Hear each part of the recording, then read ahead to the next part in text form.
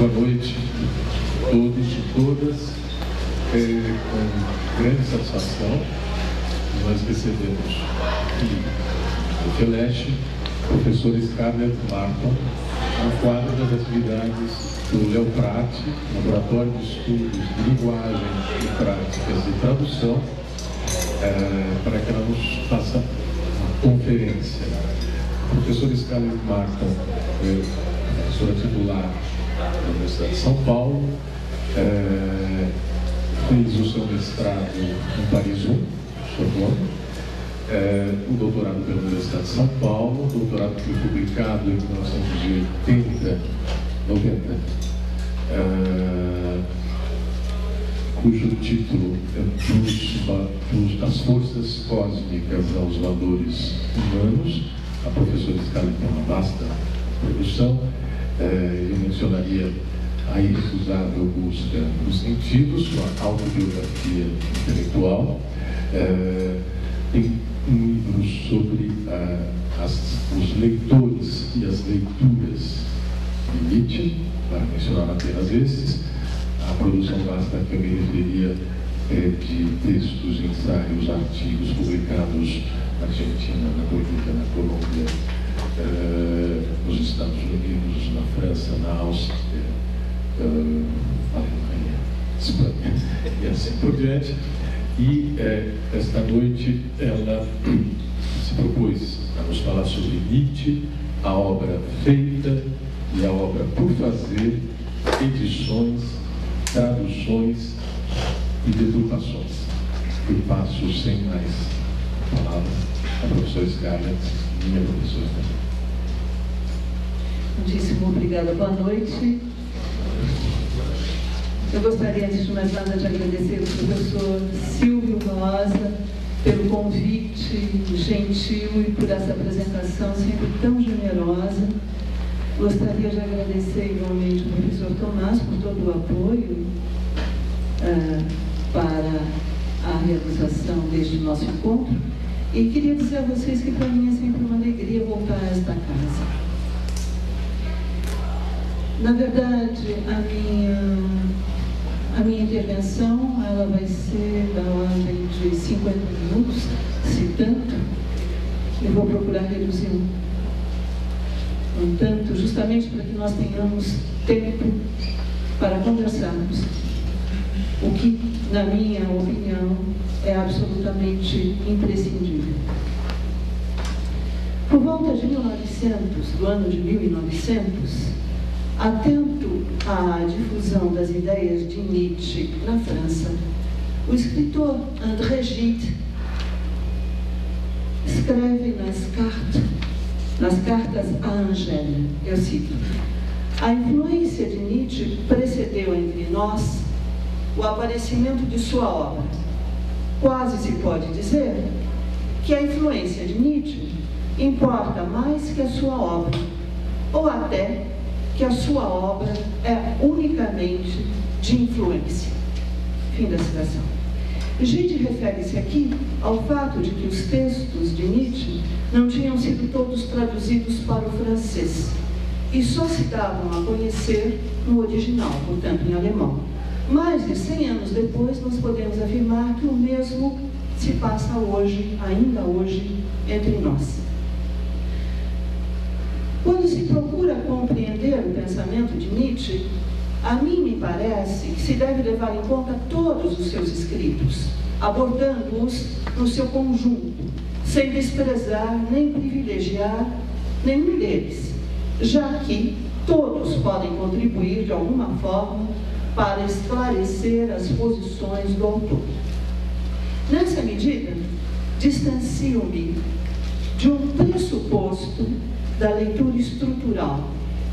Não me distancio da análise estrutural dos textos, mas apenas de um pressuposto dessa leitura, que consiste em dever o historiador de filosofia, em dever o historiador trabalhar tão somente com a obra assumida pelo autor.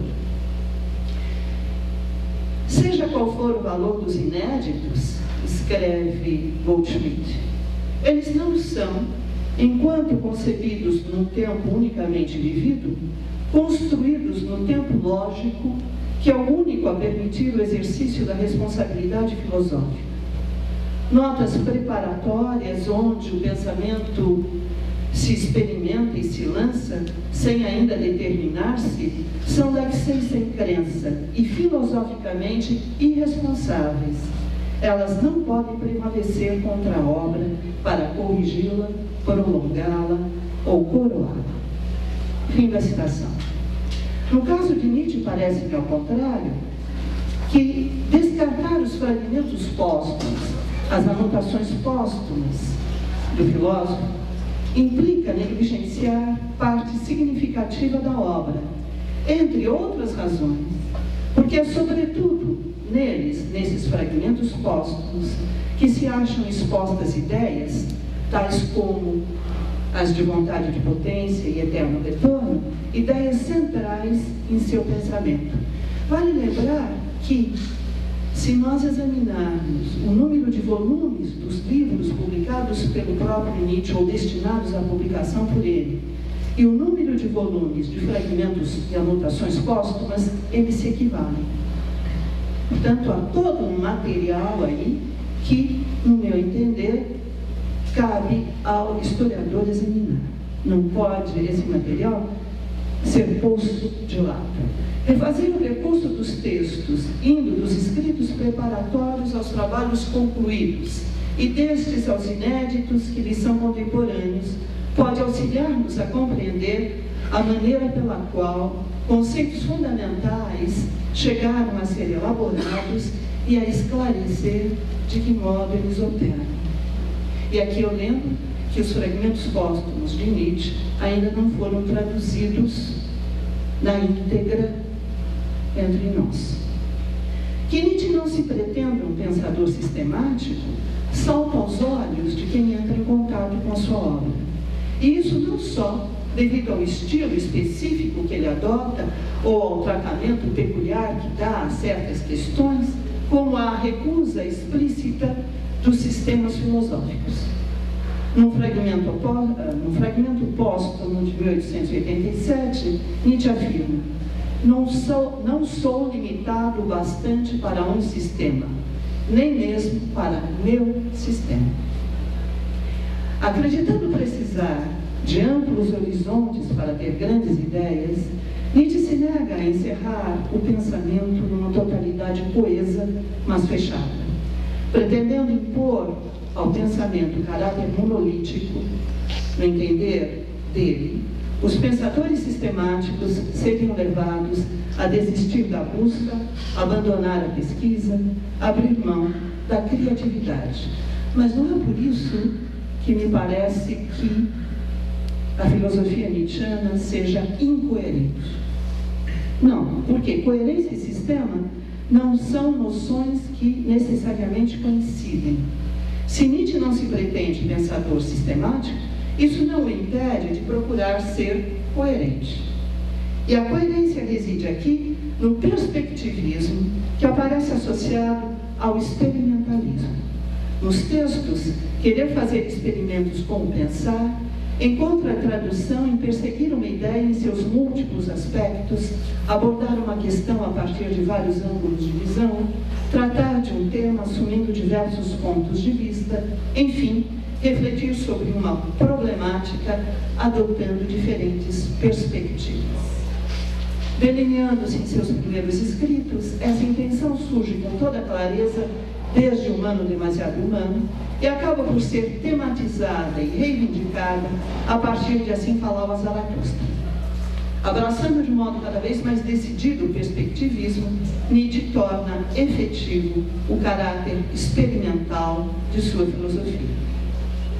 São vários os textos em que ele convida o leitor à experimentação, seja por entender que nós, humanos, não passamos de experiências, ou por acreditar que não nos devemos furtar a fazer experiências com nós mesmos.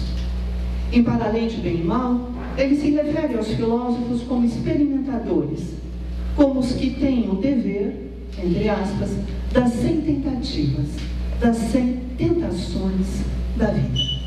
E fragmento póstumo de 1880, chega a declarar: sempre escrevi minhas obras com todo o meu corpo e a minha vida. Ignoro o que sejam problemas puramente espirituais.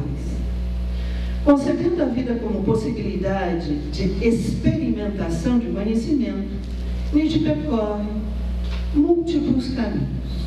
Fino estrategista, ele se alia com frequência a adversários declarados para combater outros, tendo em vista, por fim, declarar guerra àqueles a quem de início se aliara. Dependendo de seu alvo de ataque, a uma mesma proposição confere um tom assertivo ou irônico, dubitativo ou jocoso. É preciso, pois, explorar não apenas o que ele diz, mas, sobretudo, como ele diz. Uma vez que critica a vontade de verdade, não caberia apreciar até que ponto suas considerações são verdadeiras ou falsas, já que ataca a lógica dualista presente no pensar metafísico e na religião cristã. Não seria o caso de reclamar um raciocínio linear que distinguiria com clareza o sim e o não. Na medida em que combate os sistemas filosóficos, não se deveria exigir de seus textos longas cadeias argumentativas e minuciosas demonstrações. Em suma, Nietzsche não se limita a acenar com outra maneira de conceber a atividade filosófica. Ao contrário, está determinado a pôr esta outra maneira em prática. Essa sua forma de proceder ensejou, sem dúvida, o aparecimento das mais diversas interpretações das suas ideias. É na França, no final dos anos de 1960, que Nietzsche se torna o filósofo da interpretação. Bem mais, ele se converte no filósofo dos intérpretes. Deixando de relacionar-se com um sentido determinado, sua obra se transforma em suporte dos discursos que ela suscita. Em vez da busca pelo comentário legítimo, abre-se espaço para a coexistência de uma pluralidade de interpretações. Contra a ideologia acadêmica do texto, confere-se uma dignidade nova ao, entre aspas, leitor, e a ele se atribui a autoridade quanto à pertinência ou não das diferentes leituras. Prova disso foi a realização do colóquio de Cerisy em 1972, um colóquio que reuniu pesquisadores, estudiosos, franceses e alemães, em sua maioria, para debater o tema Nietzsche hoje. Então, Deleuze, Klossowski e Lyotard, por exemplo, insistiram em atribuir a Nietzsche lugar privilegiado. Na opinião de Lyotard, só ele, só Nietzsche, permitia um discurso de intensidades máximas. Segundo Klossowski, Nietzsche e Marx se achavam em pontos diametralmente opostos. Para Deleuze, Nietzsche operava uma decodificação absoluta, enquanto Freud e Marx apenas recodificações. Todos, no entanto, pareciam atentos àquilo que o discurso nietzschiano suscitava. Norteavam-se menos pelas ideias do filósofo do que pela perspectiva que acreditavam apontar. Lyotard considerava marginais, hippies, artistas experimentais, loucos, parasitas e internados, mais nietzschianos que os leitores de Nietzsche. Klossowski propunha que se recriasse com Nietzsche um novo comportamento de luta e uma nova estratégia. E Deleuze perguntava o que é ser nietzschiano hoje. Preparar um trabalho sobre Nietzsche ou produzir no curso da experiência enunciados nietzschianos? E dava a essa pergunta uma resposta vivencial. Deleuze, Klossowski e Lyotard recorreram ao filósofo Nietzsche para refletir sobre política, arte, cultura e psiquiatria. Tomaram-no como referência para pensar sequestros e justiça popular, ocupação de fábricas e squattings, insurreições e comunidades antipsiquiátricas, happenings e pop art, a música de John Cage e os filmes de Godard. Não queriam mais pensar a atualidade do texto nietzschiano, mas refletir sobre a atualidade através do texto de Nietzsche. Outro aspecto do que se passava na cena acadêmica, me parece, na cena acadêmica francesa, nessa época, me parece relevante. Até então, nessa cena, imperavam os chamados 3 Hs: Hegel, Husserl, Heidegger. No colóquio de Royaumont, em 1964, Foucault, num lance genial, substituiu esse triunvirato por outro, o de Marx e de Freud. Embora os assim chamados 3Hs continuassem a exercer grande influência, eram os problemas formulados por esses 3 outros pensadores de língua alemã, Marx e de Freud, que ganhavam importância. Com isso, os temas, objetos e problemas da filosofia, assim como as disciplinas filosóficas, passaram a sofrer alterações. Tratava-se, sem dúvida, de um grande impacto no campo filosófico, que era tanto maior porque constituía, inclusive, sintoma de um debate ou de um embate geracional. Deleuze, Foucault e Derrida, mais jovens, por exemplo, e Klossowski, na verdade, Klossowski, Deleuze e Lyotard, mas nós podemos incluir Derrida numa certa medida e tantos outros, não eram mais jovens do que os, então, historiadores consagrados da filosofia. Mas é tempo de nos perguntarmos aqui quais teriam sido as vantagens e desvantagens que esse momento histórico trouxe para a pesquisa Nietzsche, que é o que nos interessa aqui. Dentre as vantagens, lembremos que agora o estudioso passa a ter de haver-se com o estilo e as figuras de linguagem presentes no texto nietzschiano. Ele tem de estar atento a questões que antes passavam despercebidas. Por que o autor de Zaratustra escreve assim e não de outra maneira? Como se dá nos seus escritos a relação entre forma e conteúdo? Mas a vantagem maior, no meu entender, é que, por fim, ocorre a legitimação filosófica de Nietzsche na França. E isso não é de pouca monta. É claro que se nos detivéssemos, porque até então ele não era considerado filósofo, ele era considerado poeta, ou, na melhor das hipóteses, um poeta-filósofo. Então, a partir do revival Nietzsche, em 1960, 1970, é que na França se passou a conferir uma legitimidade filosófica a Nietzsche. Muito bem, é claro que se nos detivéssemos em trabalhos de recepção, veríamos que na Alemanha o cenário é outro e na Itália também. Mas eu gostaria aqui de salientar a nossa proximidade com a cena acadêmica francesa e muito particularmente a proximidade da USP, da qual sou originária, com a Universidade Francesa. Durante o século XIX, o ensino superior no Brasil, nós sabemos, se desenvolvera com a multiplicação de faculdades ou escolas isoladas. Graças ao agrupamento de algumas dessas instituições, surgiram nos anos de 1920 as primeiras universidades em nosso país, como a Universidade do Rio de Janeiro, em 1920, e a Universidade de Minas Gerais, em 1927. Mas foi a partir de uma concepção completamente diferente que se deu a fundação da Universidade de São Paulo, em 1934. A principal novidade se devia ao próprio projeto, que conferia à faculdade, então Faculdade de Filosofia, Ciências e Letras, um papel centralizador. O isolamento das escolas tradicionais cedia agora lugar a uma comunhão intelectual e, com isso, eram grandes as mudanças na vida acadêmica em nosso país. Em 1936, a USP recebeu a chamada Missão Francesa. Tendo em vista a instalação da faculdade, vieram professores de História, Geografia, Filosofia e Ciências Sociais, dentre eles Fernando Rodel, Lévi-Strauss, Roger Bastide, Guéroult, Goldschmidt. E tempos depois, Gérard Lebrun, que, embora de forma intermitente, ficou por 30 anos entre nós.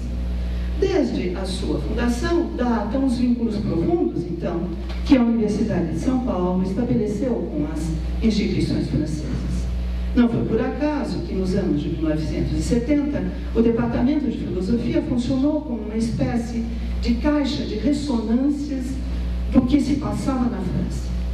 Se lá, na França, ocorria a legitimação filosófica de Nietzsche, aqui Nietzsche passava a ter acesso à cena acadêmica. Mas com ele, valorizava-se a interpretação por oposição ao comentário. Tratava-se, antes de mais nada, de descobrir, investigar, criar novas potencialidades de significação do texto filosófico e não de estabelecer com o texto filosófico um corpo a corpo. Por isso mesmo, Nietzsche só podia ser visto como um filósofo de segunda categoria.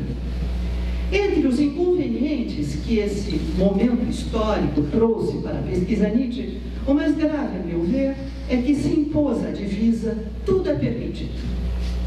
Como o critério de legitimidade das diferentes leituras era dado pelo leitor e não mais pela qualidade do texto, tornava-se inviável confrontar posições de forma rigorosa e colocá-las à prova, de modo a ver quais podiam fazer jus ao texto nietzschiano. No Brasil dos anos de 1970 e também 80, era um Nietzsche francês que ingressava na academia brasileira, na cena acadêmica brasileira, e, em menor medida, um certo Nietzsche europeu, marcado pela leitura heideggeriana, que predominara na Itália, na Alemanha e até mesmo na França. Não foi por acaso que aqui ganharam destaque as leituras que Heidegger e Foucault fizeram da obra de Nietzsche. A leitura de Heidegger chamou a atenção dos que se dedicavam a examinar o pensamento pré-socrático ou a própria filosofia heideggeriana. A de Foucault, que aqui esteve na década de 1960 e outra vez na de 70, atraiu o interesse dos que se empenhavam em investigar questões candentes da atualidade. Entre os que se voltavam para as ciências humanas, mas também entre os estudiosos de filosofia, difundiu-se então a prática de lançar mão de Nietzsche como caixa de ferramentas. Não se tratava, por certo, de reconstituir o seu pensamento ou de reescrevê-lo em sua época, assinalando débitos e créditos. Não se tratava tampouco de cotejar o pensamento nietzschiano com outros sistemas filosóficos ou de comparar verdades doutrinárias, apontando afinidades e divergências. Atentos àquilo que o discurso nietzschiano suscitava, procuravam, com a genealogia, pôr sob suspeita as mais diversas formações ideológicas. Prática essa que, tempos depois, com o questionamento do referencial marxista, veio a se intensificar entre nós. Mas havia também um Nietzsche do senso comum. Aliás, vários Nietzsches do senso comum sempre existiram. Um deles surgia de leituras ligeiras e superficiais dos textos de Foucault ou de Deleuze. Usava-se de forma indiscriminada os conceitos nietzschianos como operadores. Convertia-se em valores as noções de ativo e reativo que nem mesmo nietzschianas eram. Tomava-se Nietzsche como o grande adversário do emburguesamento. A ele se tinha como o filósofo da afirmação jubilosa. Mais grave ainda, evocando alguns de seus dados biográficos, fazia-se de Nietzsche o arauto de um certo anti-academicismo. Com ele se combatia a rigidez da estrutura universitária, seus métodos, seus critérios, enfim, seu modus operandi. Bem sabemos que nas ciências humanas os objetos de conhecimento não são dados. Eles têm de ser construídos. Como entre nós, o filósofo a que eu me dedicava ainda não era tido como um objeto de conhecimento, era preciso construí-lo. Como bem fizera ver Bourdieu, ao tratar da constituição dos campos de saber na França, para que uma obra se torne objeto de conhecimento, tem de ser reconhecida enquanto tal por leitores qualificados. E estes estão inseridos em conflituosas redes de poder em suas universidades e centros de pesquisa. Hoje, eu não hesitaria em dizer, se me permitirem, que este livro meu aqui, o professor Silvio Rosa fez referência, Nietzsche das Forças Cósmicas aos Valores Humanos, publicado em 1990, visou justamente a contribuir para dar a Nietzsche a legitimidade filosófica de que entre nós ele ainda carecia. Ao qualificar-me com a tese de doutorado defendida 2 anos antes, eu busquei de alguma forma qualificar Nietzsche como objeto de conhecimento. E essa foi a primeira batalha que eu tive de travar. Mas para tanto eram necessárias ferramentas. Passo a elas. Para fazer de Nietzsche um objeto de conhecimento, era preciso dispor de edições criteriosas de suas obras. Na década de 1970, estava em curso a edição crítica das obras completas, organizada por 2 italianos, Giorgio Colli e Massimo Montinari. Todos nós sabemos que o trabalho que realizaram foi determinante para trazer a pesquisa internacional sobre a filosofia de Nietzsche ao ponto em que se encontra hoje. Publicada simultaneamente na Alemanha, na França, na Itália e no Japão, esta edição apresentou méritos inquestionáveis. Tornou acessível aos estudiosos a totalidade dos escritos de Nietzsche. Buscou recuperar os textos de acordo com os manuscritos originais, ordenados cronologicamente. Pôs em causa a existência de um livro que teria por título A Vontade de Potência, livro esse forjado pela irmã de Nietzsche, Elisabeth Fürstenich. A edição Colli-Montinari procurou ainda depurar das deformações e falsificações que sofreram os livros publicados, as anotações inéditas e a correspondência. E incluiu um imenso aparato histórico-filológico de valor inestimável. Contribuiu, assim, para elucidar graves equívocos gerados pelas edições que a antecederam. E eu penso aqui, por exemplo, na edição Kröner, na edição Musarion, na edição Schlechter. Equívocos esses que concorreram para as diferentes apropriações ideológicas das ideias de Nietzsche. Hoje nós dispomos da edição Colli-Montinari, praticamente completa. Terminou de ser editada recentemente toda a correspondência de Nietzsche. Uma edição crítica, portanto, tanto da obra quanto da correspondência, além de vários outros instrumentos, como, por exemplo, os primeiros escritos do jovem, muito jovem Nietzsche, que foram escritos filológicos. A edição Colli-Montinari, ela se encontra impressa de 2 maneiras. Na KGV, que é KGV, nós entendemos por KGV, na verdade, a edição das obras completíssimas, que inclui, portanto, os escritos filológicos, desde o jovem, mais jovem Nietzsche, até os Bilhetes da Loucura, até janeiro de 1889, janeiro de 1889, dezembro de 88, janeiro de 89, e a KGV, ela está atualmente com 41 volumes. Nós temos a KSA, que é uma edição mais compacta. Eu trouxe aqui apenas um volume da KSA, o volume do Zaratustra, que eu escolhi. Na verdade, depois desse material vocês poderão ter acesso a ele quando nós começarmos a nossa conversa.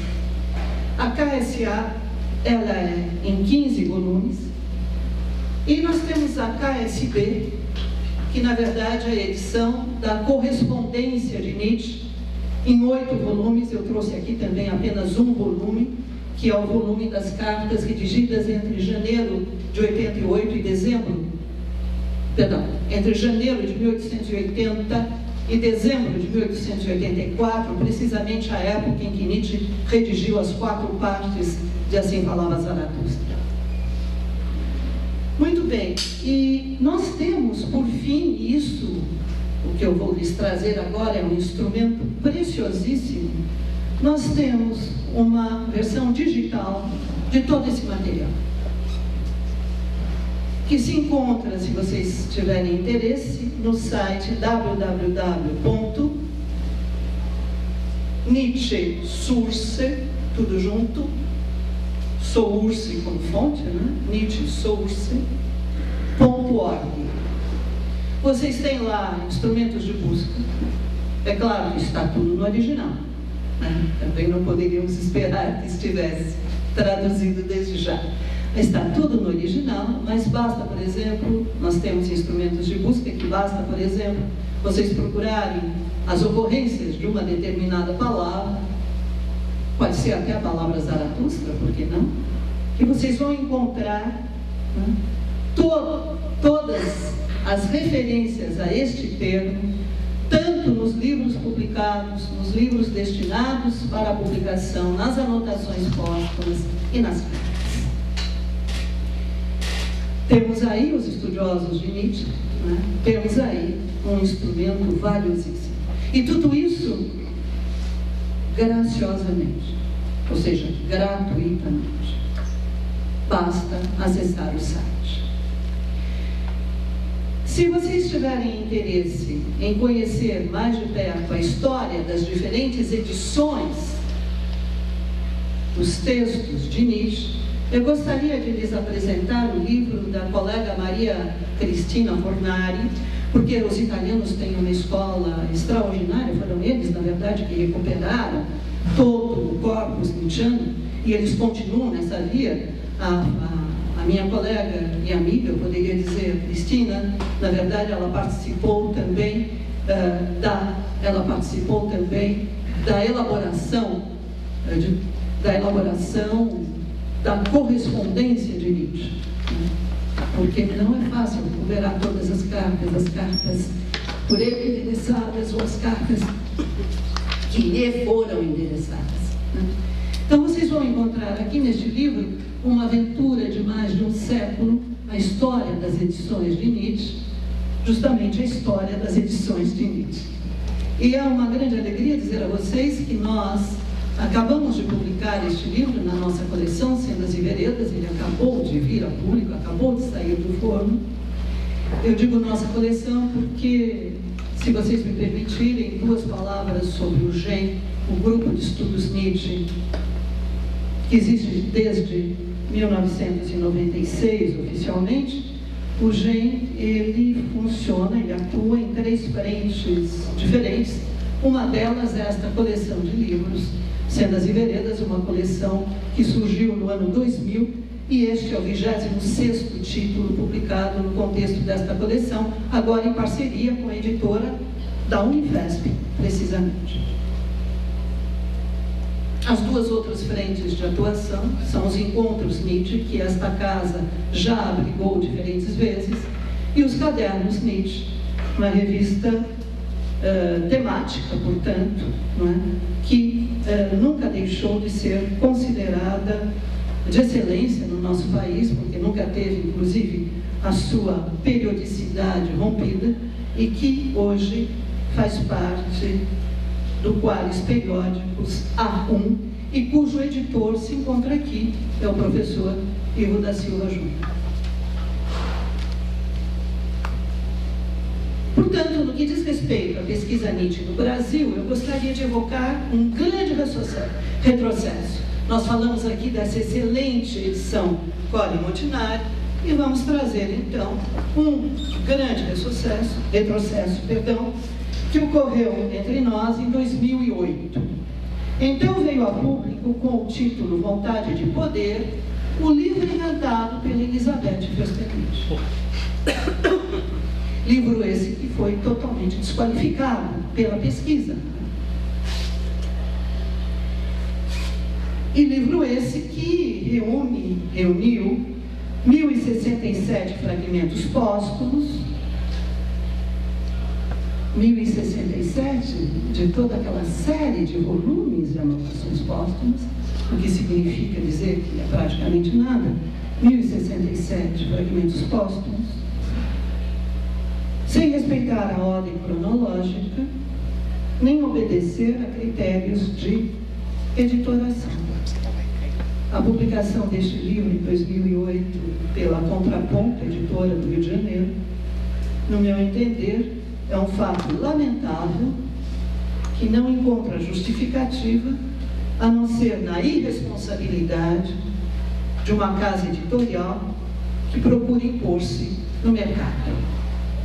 A mim me parece escandalosa a publicação disto que nós chamamos de edição canônica da vontade de potência, no momento em que hoje se encontram as investigações sobre a filosofia nietzschiana no nosso país. Bem, nas décadas de 1970 e 80, nós tínhamos de nos defrontar com uma exigência básica, a de ler os textos filosóficos no original. É bem verdade que por muito tempo não dispusemos no Brasil de traduções confiáveis. Na verdade, lá atrás apareceram algumas traduções dos textos de Nietzsche publicadas pelas edições de ouro, mas não eram traduções confiáveis. Raramente tinham sido feitas diretamente do original, do alemão. Eram feitas do francês, mais regularmente. As primeiras edições, as primeiras traduções confiáveis dos filósofos, de modo geral, elas apareceram no Brasil com a coleção Os Pensadores na década de 1970. Então veio a público o volume Nietzsche, Obras Incompletas, em várias edições. A primeira, a segunda e a terceira eram vendidas nas bancas de jornal. Depois apareceram aqui, foram retomadas, passaram da Abril Cultural para a Nova Cultural, foram retomadas sob essa forma, encadernadas, e bem mais recentemente foram retomadas pela editora 34. Bem mais recentemente, eu acredito, mas enfim, contemplando tudo o que havia naquelas primeiras edições da década de 70. Bem, na verdade, Nietzsche, obras incompletas? Não. Nietzsche, obras incompletíssimas. Mesmo porque não era possível reunir num só volume todo o corpus nietzschiano. Eu disse a vocês, a KGV são por hora 41 volumes. A KSA são 15 volumes. Não dava, portanto, para reunir e traduzir e publicar num só livro as obras completas de Nietzsche. Obras incompletíssimas, eu dizia. A seleção dos textos fora feita por Gérard Lebrun, justamente. Tempos depois eu vim a compreender porque jamais eu encontrava nesse volume as passagens que eu buscava.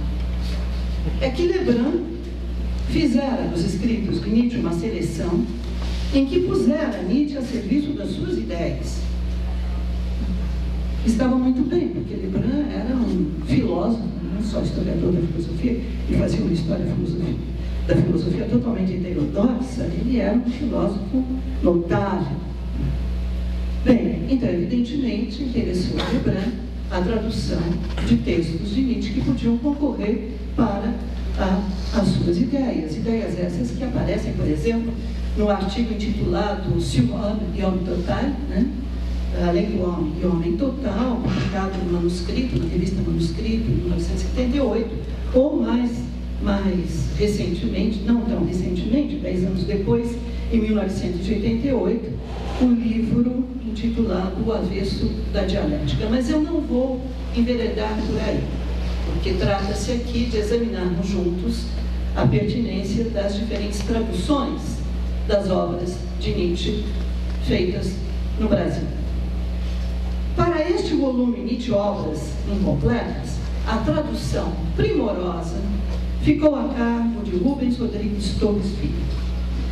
Filósofo e poeta, Rubens, apesar de germanista, foi buscar na língua francesa soluções para a tradução de certos conceitos nietzschianos. Volonté de puissance, foi a solução que encontrou para traduzir Ville sur Marne. Recorrendo à distinção que os franceses e também os italianos estabelecem entre volonté de puissance e volonté de pouvoir, ou seja, vontade de potência e vontade de poder, Rubens optou por vontade de potência.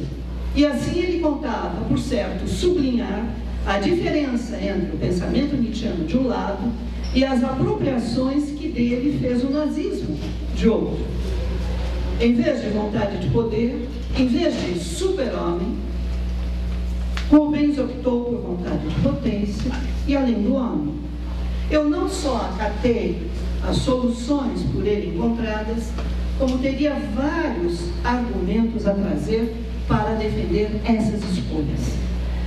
A meu ver, não se pode entender que aqui um momento para nós tratarmos de 4 expressões que são fundamentais, 4 expressões que traduzem conceitos, ideias fundamentais na filosofia nietzschiana. São elas vontade de potência, além do homem, eterno retorno do mesmo e transvaloração de todos os valores. A meu ver, não se pode entender a expressão Ville sur Marne no sentido que, em geral, lhe confere o senso comum. Aqui querer, vontade, né? Vontade de potência, aqui querer não significa tender a alguma coisa. Potência não equivale a exercício da dominação e da força. Vontade de potência não se confunde com apetite de poder. Se aspirasse a algo que não possui, a vontade de potência proviria de uma sensação de falta.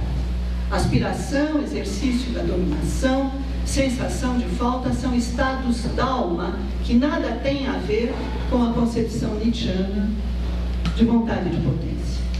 Na expressão Ville sur Marne, o termo ville, vontade, remete à disposição, tendência, impulso. A preposição zu, de zur, né? Zuder, né? A preposição zu significa em direção a A, em direção a A. E Marne está associado, potência, portanto, está associado ao verbo machen, fazer, produzir, formar, efetuar, criar. A vontade de potência, portanto, é o impulso de toda a força a efetivar-se e, com isso, criar novas configurações em sua relação com as demais. Tanto é assim que, como eu dizia, tanto franceses quanto italianos traduzem Marne por potência e não por poder. A expressão vontade de poder, ao contrário, nos levaria imediatamente para o registro da filosofia política, evocando uma ideia de vontade de domínio, de ambição de domínio. E potência, por outro lado, tampouco tem a ver com a noção aristotélica apipotência, não é? Não se trata aqui de realizar uma potência que se converte em ato. No contexto do pensamento nietzschiano, a vontade de potência é o impulso de toda a força a efetivar-se, como eu dizia, e com isso criar novas configurações na sua relação com as demais. Übermensch, traduzido por Rubens por além do homem. Vamos desmembrar Übermensch. Mensch, ser humano. Eu me lembro, gostaria de fazer um pequeno parênteses aqui. Eu me lembro que lá na década de 1920, talvez, no momento da primeira recepção nietzschiana na Alemanha, houve quem escrevesse textos sobre a Überfrau. Entendendo que não era Übermensch, era Übermann. Né? Mann é homem, Frau é mulher. Né? Então, aqui não se trata de homem ou mulher, aqui se trata de ser humano. Então, Übermensch. Über é uma preposição que tem um sentido horizontal. Ela aparece em termos como o verbo überqueren. O que significa überqueren? Significa atravessar uma ponte, atravessar uma rua, ir, portanto, de um ponto a outro num sentido horizontal.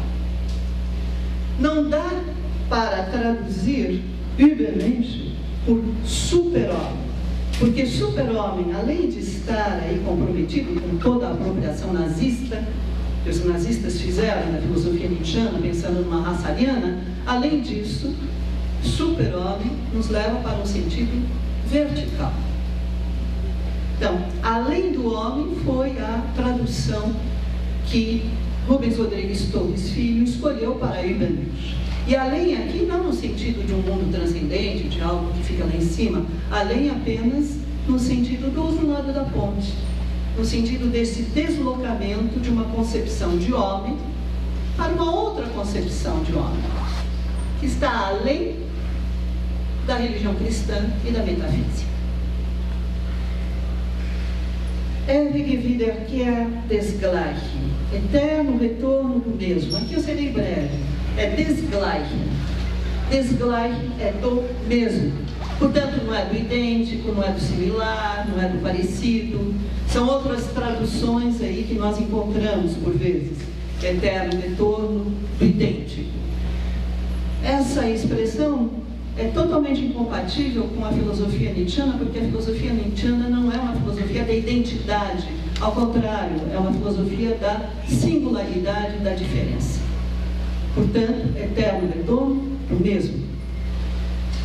E por fim, uma última expressão, que traduz aqui mais uma ideia central na filosofia nietzschiana, Umwertung aller Werte. Transvaloração de todos os valores. Umwertung. Vamos também separar. A preposição, Wertung, o prefixo de Wertung. Transvaloração por quê? Traduzido por trans. Assim como nós vamos encontrar em Umkehren, Umlernen. Vamos tomar a palavra Umlernen para sermos mais claros aqui. Umlernen não significa desaprender. Lernen é aprender. Umlernen não é desaprender. Umlernen é aprender pelo avesso. Umwertung comporta o sentido de inversão, mas não só. Comporta também o sentido de reversão. Por quê? No que consiste o projeto nietzschiano de transvaloração de todos os valores? Consiste em apreciar tudo o que foi até agora desprezado pela humanidade. O corpo e não a alma, esta vida em que nos encontramos aqui agora e não a outra, este mundo e não o outro. Daí, transvaloração, no meu entender, seria a melhor tradução para Umberto. Eu gostaria de dizer que o GEM, e volto a ele uma vez, rapidamente, nós do GEM, nós procuramos de alguma forma fixar um cânon para os conceitos fundamentais da filosofia nietzschiana. Ou seja, procuramos a partir de traduções realmente confiáveis, a começar pela do Rubens Rodrigues Torres Filho, fazer as melhores escolhas quanto às traduções dos conceitos ou das ideias centrais do nosso filósofo. Isso se revela, por exemplo, numa obra que é uma obra conjunta dos integrantes do GEM, que é o Dicionário Nietzsche. Aqui nós vamos encontrar, também publicado nas Sendas e Veredas, mas, na verdade, neste momento, nós do GEM estávamos em parceria com uma outra editora. Enfim, e neste Dicionário Nietzsche, nós procuramos, precisamente ao abordar os diferentes verbetes, não lembro mais quantos, 150 ou 170 e alguma coisa, nós procuramos, na verdade, mostrar não só a viabilidade, mas a pertinência deste cânon nietzschiano com que nós trabalhamos, igualmente nos cadernos Nietzsche. Eu trouxe para vocês aqui também, acabou de sair do forno, o último número, publicado agora em maio deste ano, o número 40, lembrando que são 3 números por ano, Vocês imaginam, então, o trabalho übermenschlich dos editores da revista. Muito bem. Hoje, boa parte dos textos nietzschianos se acha traduzida. E a questão que se coloca, a questão com que temos de nos haver, é também de outra natureza. Cabe-nos avaliar a pertinência ou não das traduções propostas. Em meados da década de 1980, começaram a vir a público as traduções de Paulo César de Souza para a Companhia das Letras. São essas traduções com que nós nos deparamos sempre mais rapidamente. A Companhia das Letras é uma excelente editora, também do ponto de vista da divulgação dos seus produtos. E eu tive a oportunidade de dizer a Paulo César, portanto não é em primeira mão que eu lhes digo isso aqui, que de modo geral eu não acompanho as traduções que ele faz. Bom escritor, ao lidar com os textos de Nietzsche, ele encontra belas soluções literárias, mas deixa a desejar quanto ao rigor conceitual. Esse fato é compreensível porque lhe falta formação filosófica. Exemplo disso é o que ocorre, eu trago aqui dois exemplos. Exemplo disso é o que ocorre, por exemplo, é o que ocorre no S. Homo.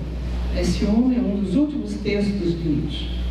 No S. Homo, no segundo capítulo, cujo título Rubens traduziu por Porque Sou Tão Esperto, Warum ich so klug bin.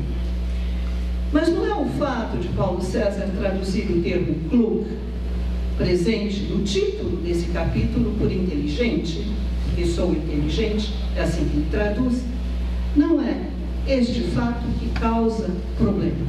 O que me parece problemático é que, para nós compreendermos o sentido do título desse capítulo, porque, afinal, Nietzsche intitulou esse capítulo Porque Sou Tão Esperto, para compreendermos o título deste capítulo, nós temos de ler atentamente o 9º parágrafo do capítulo. Porque é neste 9º parágrafo que nós vamos encontrar a chave de leitura, que vai nos permitir compreender o título. E neste 9º parágrafo aparece o substantivo Klugheit, que Rubens traduziria por esperteza. E que Paulo César, se fosse coerente na sua tradução, traduziria por inteligência. Inteligente, klug, inteligência, klugheit. Mas não, ele traduz por prudência. E isso significa que o leitor fica vendo a vista. Ele não tem a chave que lhe permitiria compreender o título do capítulo. Outro exemplo é a tradução do título de um dos livros de Nietzsche, Jenseits von Gut und Böse, Para Além de Bem e Mal. Paulo César de Souza preferiu traduzir por Além do Bem e do Mal. E aqui eu dou as razões da minha preferência. Prefiro, sem dúvida, a tradução de Rubens Rodrigues Torres Filho, Para Além de Bem e Mal. Se traduzirmos o título da obra por Além do Bem e do Mal, nós perdemos de vista o dinamismo dos processos. Aliás, não podemos nos esquecer que o dinamismo, ao lado do pluralismo, perspectivismo e experimentalismo, é um dos traços marcantes da filosofia nietzschiana. Então eu dizia, se traduzirmos o título da obra por Além do Bem e do Mal, nós perdemos de vista o dinamismo. Porque, convertendo o bem e o mal em essências, damos a entender que nos colocamos além delas. Mas bem e mal não são essenciais, imutáveis e eternos. No entender de Nietzsche, bem e mal são valores. Valores humanos, demasiado humanos, que surgiram num determinado momento, em um determinado lugar, podem sofrer transformações, desaparecer e até abrir espaço para a criação de outros valores. Como para além de bem e mal, Nietzsche não tem em vista superar o bem e o mal, e sim a oposição desses valores. Tanto é assim que no segundo parágrafo do livro ele critica precisamente as oposições, porque mantê-las equivaleria a adotar a lógica dualista. Em vez de oposições, a lógica dualista que Nietzsche tanto combate, em vez de oposições, trata-se sempre de nuances e finas gradações.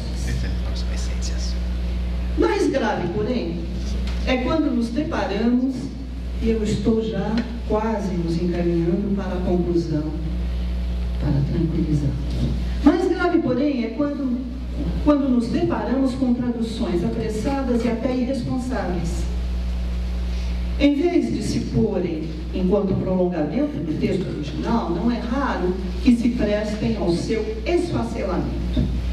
Recentemente apareceu entre nós uma tradução das conferências sobre o futuro dos nossos estabelecimentos de ensino, ou, se quisermos, sobre o futuro das nossas instituições de cultura. E esta tradução ela foi feita diretamente do francês. Trata-se de Nietzsche, escritos sobre educação, traduzidos por Noelle Correia de Mello, em coedição da PUC do Rio de Janeiro e da Loyola em 2003. E na apresentação do livro, que inclui tanto essas conferências quanto a terceira consideração extemporânea, Schopenhauer como educador, o tradutor declara, eu cito, faço questão: os dois escritos aqui reunidos foram traduzidos do francês. A tradução destes dois escritos foi cotejada com uma versão espanhola disponível no site Nietzsche em Castelhano da internet. Para a pesquisa Nietzsche no Brasil, tudo isso representa, sem sombra de dúvida, outro retrocesso. O que fazer? O que fazer? Eu queria lhes apresentar uma edição crítica realizada pelos colegas espanhóis. No ano 2000, eles fundam a SEDEM, Sociedade Espanhola de Estudos sobre Friedrich Nietzsche, criam a revista Estudios Nietzsche, realizam importantes trabalhos acerca ou a partir da filosofia nietzschiana e abraçam a tarefa de elaborar uma edição crítica em espanhol das obras completas e fragmentos póstumos do filósofo. É claro que tomam como ponto de referência a já consagrada edição Qualimontinari, acrescida ainda das correções filológicas que foram feitas posteriormente.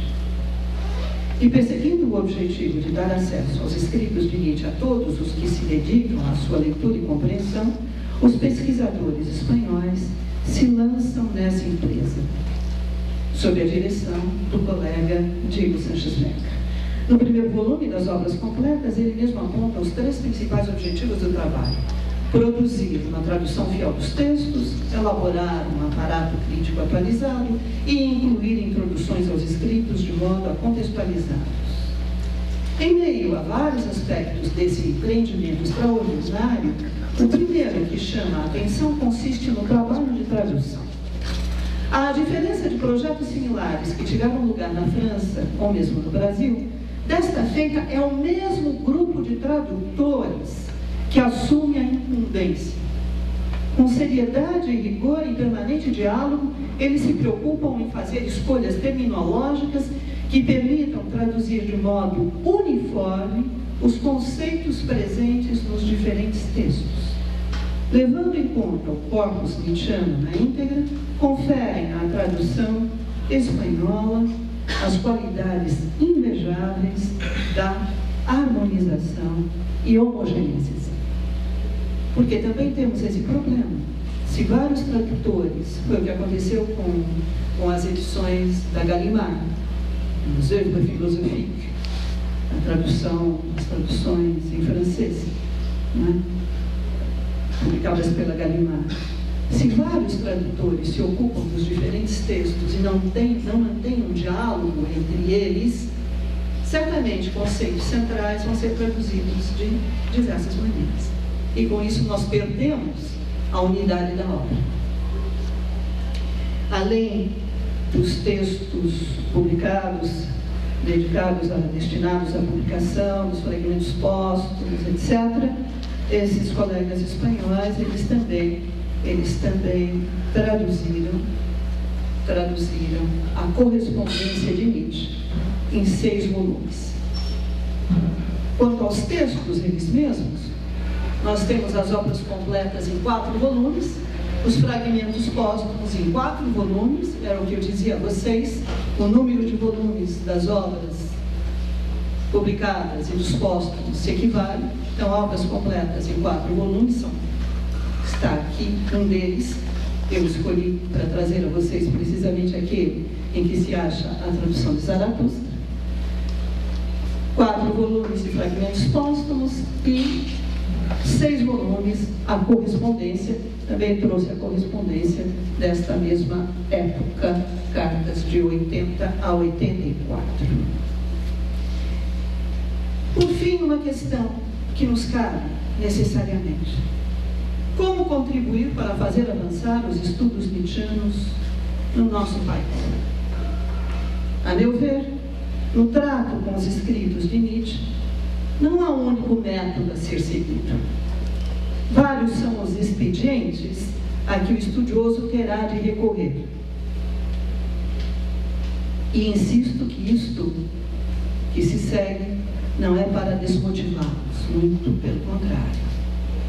Mas o estudioso terá de recorrer à análise estrutural e à abordagem genética dos textos, à visão de conjunto da obra, a sua contextualização tanto no quadro da história da filosofia quanto no quadro da história cultural europeia, a pesquisa das fontes de que Nietzsche se serviu e se apropriou, os estudos de recepção de suas ideias, a investigação acerca das estratégias que elegeu, o exame dos múltiplos estilos de que lançou mão. E como ponto de partida de seu trabalho, terá de proceder à escolha criteriosa do material, privilegiando edições qualificadas e, quando necessário, traduções confiáveis do corpus Nietzsche. Muitíssimo obrigada pela atenção de vocês.